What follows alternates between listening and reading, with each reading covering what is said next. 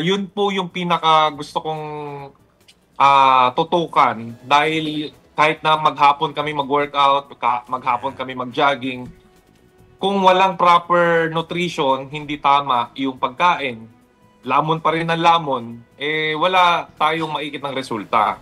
So, ang gagawin natin ay Aray ko, nasaktan ako doon. Tayong lahat. meron kaming gagawing GC, tapos lahat ng kakainin nila, lahat ng papasok sa bunganga nila ay babantayan ko. Oo. I'm sure yung mga na-train mo na dati, na mga civilian lang, no? Hindi police officers, ay medyo familiar sa training mo. Pero anong pinagkaiba ng training dun sa mga ordinary civilians? Stricto ba si Red doon? Versus training police officers? Ang kaibahan ng mga police officer, syempre, malalakas naman sila. Yeah. Pero ang pinakakulang nila yung functional workout. Ibig sabihin, mayroon silang strength pero hindi sila masyadong makagalaw.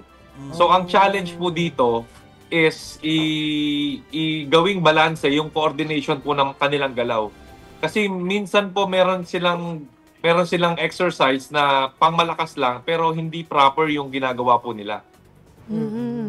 So actually may curious, no, kung paano ka nakapasok sa function na ito. Ang alam ko, anak ka ng retired police officer. Tama ba yan? And does it have anything to do kung ba't ikaw yung napili dito? Kasi familiar ka na. Ever since po kasi nung bata ako, lagi pong naikikwento sa akin ni Airpods na parang minamaliit po palagi mga pulis. For example, merong magandang accomplishment. Tapos yung pulis, nagkataon na malaki yung tiyan, mataba, botsyog. Parang nawawala ng saysay yung accomplishment niya, yung magandang accomplishment niya dahil ang nababas yung itsura niya.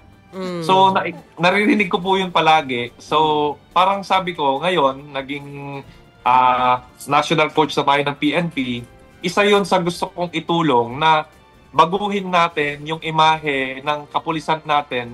Gusto kong ipakita sa tao na hindi naman lahat matataba. So, at saka, wag natin tignan yung appearance ng tao kasi nababaliwala yung ganda ng accomplishment eh. Parang kumbaga, pinapangunahan natin sila ng negative feedback agad sa itsura nila. So, yun po yung gusto kong i-share sa PNP na sana makatulong at sana magawa po natin yan sa loob ng 93 days.